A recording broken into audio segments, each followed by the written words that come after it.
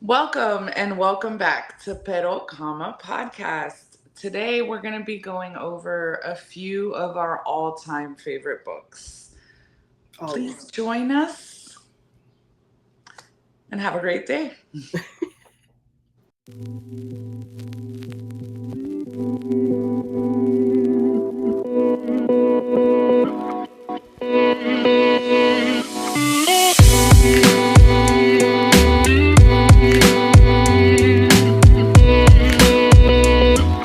All right, so today, again, we're going to be going over our all time favorites. Colette you have five, hmm and then I have three. So we'll go ahead and have Colette start off. All right. So my first book is As Long as the Lemon Trees Grow. You know what? Hold that thought. I actually have the physical book. Let me show you. Here she is. I love that cover. Isn't it And I great? do have it on my TBR. I'm just not ready to cry.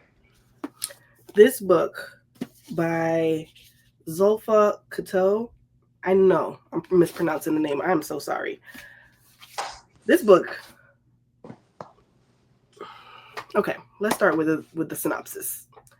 So this is about a girl that is growing up in Syria prior to the civil war that they're still having in 2025. Um, she's on her way to college. You know, her family is trying to marry her off, and then the war begins. So everything is put on hold, basically. She is now working as um, a nurse, so to speak, in this like makeshift hospital because there are so many injured people, civilians, that are being hurt in this war. And she's now trying to figure out whether or not she wants to leave Syria and go somewhere else where she can be safe, continue her education, or stay here and fight for the country that she's known and loved and, you know, been a part of her whole life. And it goes from there. It is such a beautiful story. There's a guy, and I love that there's a love story, but it's not the focal point, but she does have that love story in it. She has so much trauma. I didn't pick up on it, but I'm what they call a dummy reader, but I didn't pick up on it. And she's talking to this guy, and he's like, you know, you shouldn't stay. You should stay. You shouldn't run. Blah blah blah. If you get on the boat, they're going to kill you. Come to find out, this whole time she's talking to fear. So she has like a literal visual representation of fear that is her friend that she talks to on a regular basis because of the trauma that she's going through. This book was fantastic. The author wrote it as a dedication to Syria, a love letter to Syria. But this is her actual story, to my understanding, and then she basically just glamorized it, so to speak. But fantastic story, 6 out of 5. Highly recommend to anybody and everybody. I think it's a great read. Everybody should read it. I totally love that book. What's yours, Liz? So my first one is just a bit of not emotional in the sense of like Yeah. how, but it's the first book that I remember getting in trouble because I was trying to read it when I was supposed to be sleeping. Like I couldn't put it down. And I had talked about this book before. I thought I read it in third grade, but it was actually fifth grade. Love the cup. Thank Love you. the cup. This was designed by my mother-in-law. She's amazing. We'll link her thing below because she has Yeah. some great things. Um, but it's not it, The Shining by Stephen King. Liz, I know, but I really had fifth to think about grade. this. Yeah, I thought it I'm was a third grown woman grade. and I can't watch that movie.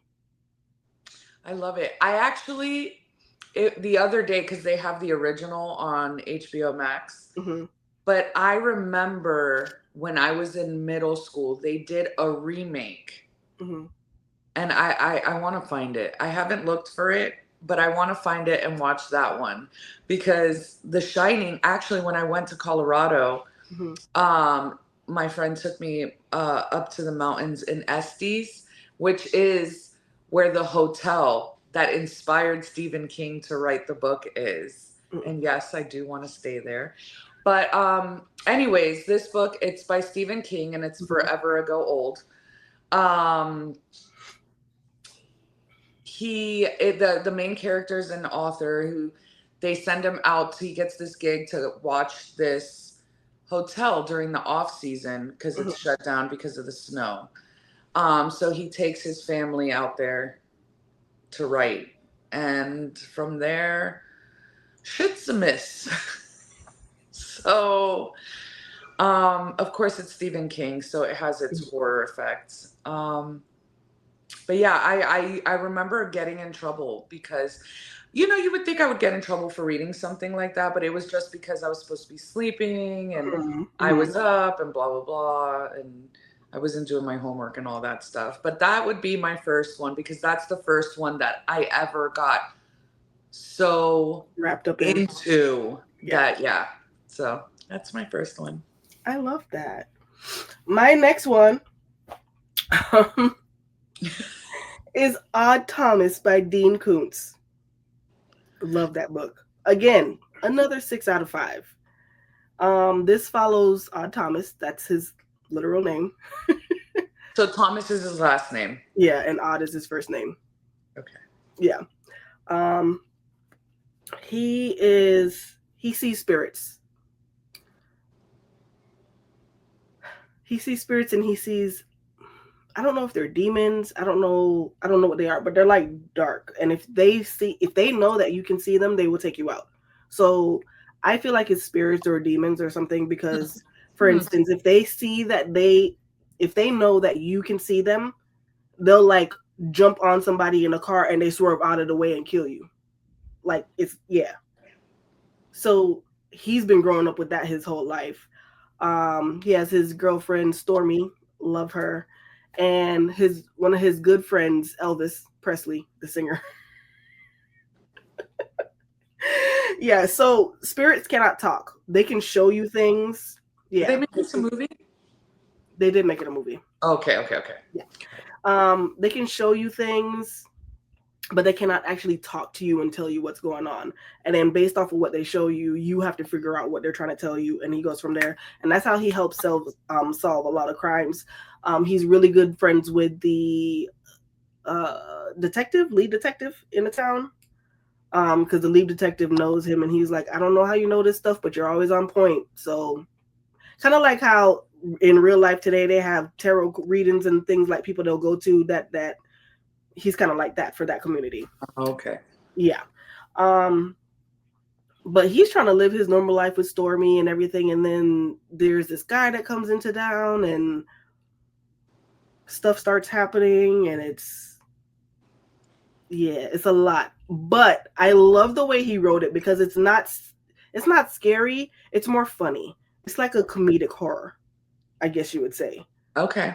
But it is funny as shit. The way that he speaks to them, like they'll say, Odd, how did you know that? I was just dreaming about it. Oh my God, look, there's a taco truck. And everybody turns and looks and he'll run off. Because he doesn't want anyone to know how he knows.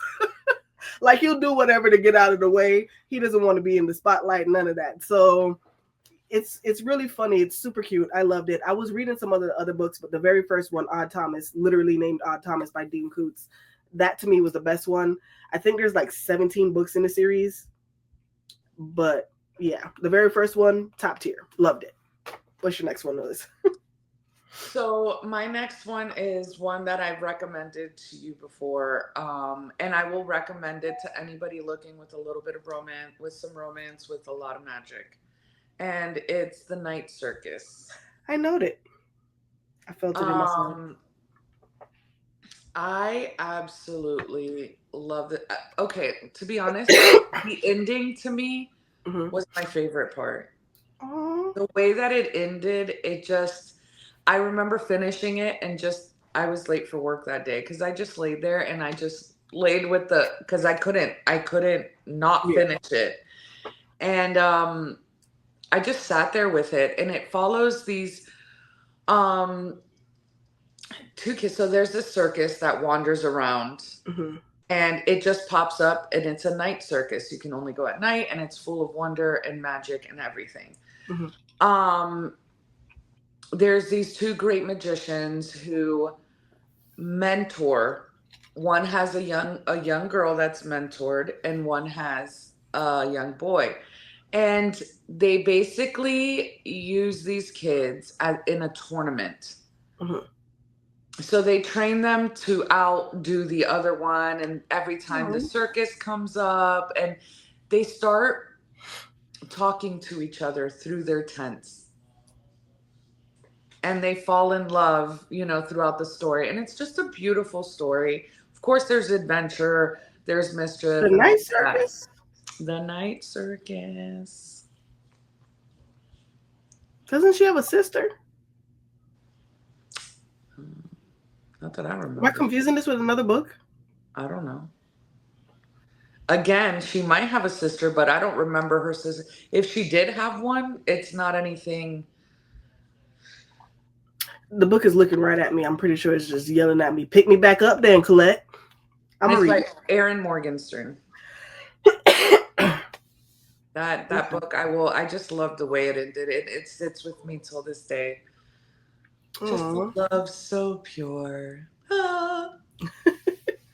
Okay. Well, my next book is over there. I'm not gonna get it. The Perfect Find by Tia Williams. Oh my gosh, I didn't even think about that one. That made me It's feel recent. all the feels. Yeah. All of them. Mad, mad, This is sad. not a 6 out of 5 for me. This is a 5 out of 5 for me. It is still top tier, but I'm sorry. The way that Tia Williams wrote that book, the way she was able to capture love on page, to me, that I could feel it. I Yep. was in it with them. I was going through it with them. I have to agree with you. I absolutely, that book was so Beautifully written. good. The show, garbage. The book, great.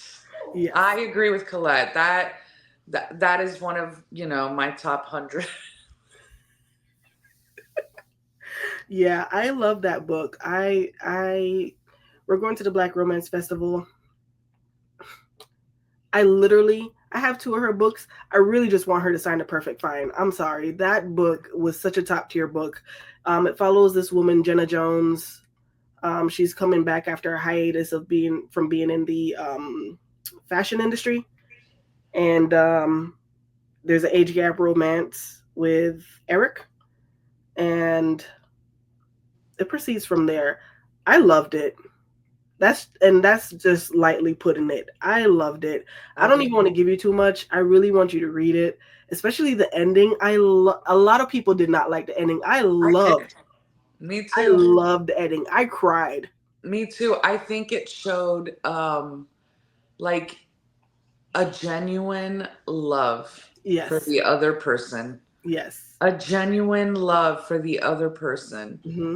And selfless. Yes. Agape Selfless. love.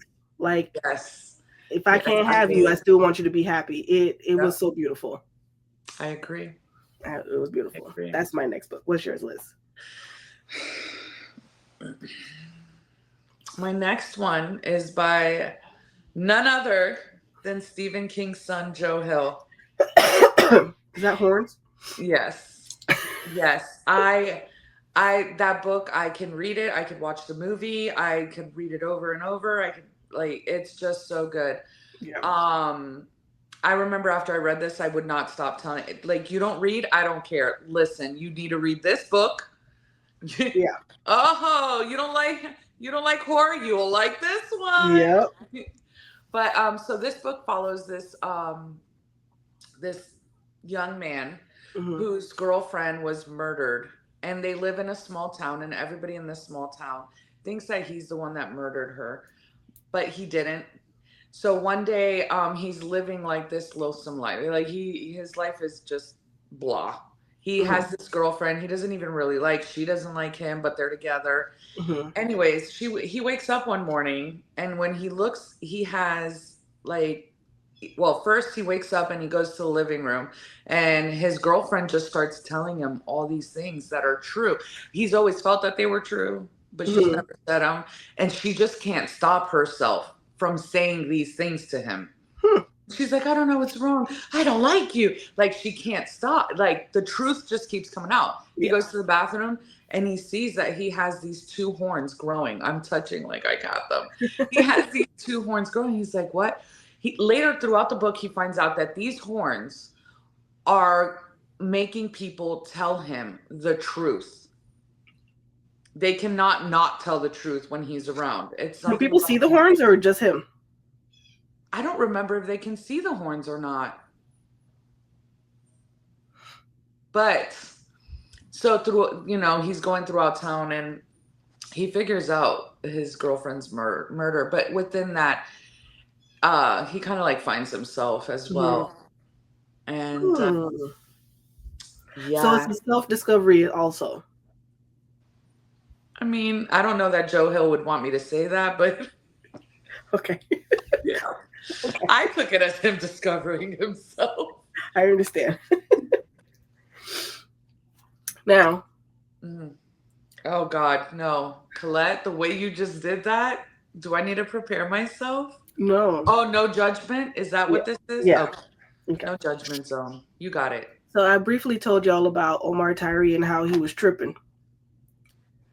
But I love Sweet St. Louis. Love that book. Love that book. That's more like a 5.5 out of 5 for me. Okay. I read that book. The first time I read it, I had to be like 20, 21. I reread that book every year. Really? Every single year. As much times as I've read Lessons from a Hidden Treasure, this girl right here, she still doesn't hold a candle to how many times I've reread Sweet St. Louis. I love that book. Aww. Yeah. Tell me about it. So it follows two people. God, we're great at this. A man, a woman. I've read it so many times. I should know their names. Anthony, Ant, and I can't remember the girl's name. It's okay. I'm going to look it up, though. Think about all the books that you've read since the last time you read that book. It's all going to get jumbled up in there. I mean, for me, it does. It follows Ant, short for Anthony, and Sharon. That's her name. Ant and Sharon. And they're in their late 20s because I think she's like 25. He's like 27. And he's a player. He's real good at getting the ladies. And at this point, no, she's 24. She's not 25 yet. And at this point, she's just done with the BS. She's like, I'm sick and tired of having to play these games to get you. And then as soon as you get what you want, you're done with me. So she's in a stage where she's done playing with men. And he wants to get her. And then they form a relationship. He wasn't looking for love. She wasn't looking for love. She was just like, whatever. I'm just going to go do my thing. She have a hating ass friend. He has an irresponsible friend. And it also shows you how even people you've grown up with, how you can outgrow people. Because they both have their best friends. The friend is so cynical of men. So men are the devil type chick. And so something happens and she's like, I told you this was going to happen, but it wasn't his fault. And it literally was not his fault. And the reason it happened to him was because his friend was just immature. He wouldn't get a job. He wouldn't do anything, but he wants to go, help out on a crime. Okay. Like, what are you doing? And because he knew him, he gets wrapped up in it. So, for instance, he's running away from the crime. Police are chasing him. He's like, Ant, what's up? Ant's like, what's up? He's like, let me get a ride. So now they're tracking Ant because you just jumped in his car after the crime you committed. You see what I'm saying? Yeah. So you know your friend is not up to no good, but you're not going to snitch on your friend either. See what I'm saying? Yeah. You kind of also set yourself up. Yeah. It's like a double-edged sword, though. Yeah. But they fall in love, and it's just a story of how, to me, real life relationships, just, I wasn't looking for that. Like, people say it all the time, I was not looking for love, and here he come. It was just a pop-up type of situation, and they fell in love, and it goes from there. I would honestly love a second story with them in the future to see where they are, how they're doing. Because he wrote 79 books about Tracy from Fly Girl, but we can't get a follow up from Ant and Sharon. I think we should start a movement. No, I'm mad at him anyway. I can't support it after this. Oh, okay. Yeah. Then I'm with you. I stand with Colette. Thank you so much. You're welcome. Yeah. Sweet St. Louis. I know technically I'm supporting it. I still say people should read that book. I think it was an honestly just a fantastic read. Fantastic. Loved it. Oh, and you're done. So I have another one. Yes. And my final one.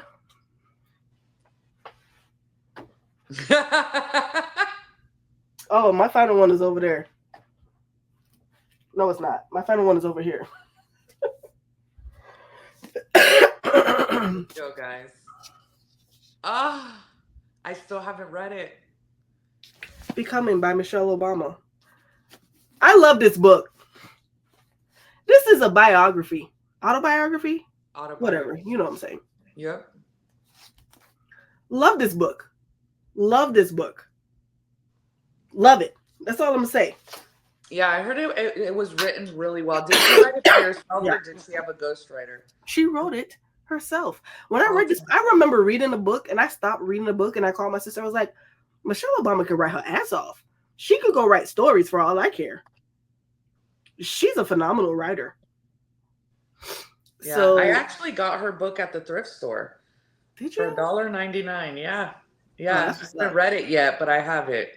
And then I wanted to get the Audible because I heard she narrates it. Is that true? I don't know. I never looked it up. Thank you. Thank you. Because I do love her voice. I think her and her husband speak very well. Becoming Michelle Obama. Narrated by Michelle Obama. Yes. Okay. $10.49. They're currently on Audible if you want that. Yeah. I'm not using a credit, but I will buy it for the $10. Exactly. Just so you know, guys, credits are like $16. If the book exactly. Yeah. But yeah, I love that book. I think it was fantastic. I say it every single time. It really humanized her for me. It really humanized her for me. And I understand that we shouldn't put people on pedestals, but it's hard to not do that. Yeah. But it's hard to not do that when you see them in celebrity status or whatever be the case. And then she was FLOTUS. So what do you mean? And the first Black one, one of my favorite ones. Yeah. So that book, fantastic. But yeah, those are my 5 books and Liz's 3. Yes. So let us know, guys, if you guys have read any of these. What are your favorite all-time books? Maybe we could add some more to our TBR. That doesn't really need it, but we want to add to it. So just let us know. Please like, share, subscribe. Yep. And join us on our socials, Facebook, TikTok, Instagram. And we appreciate you guys. Please join us next time. Bye. Bye.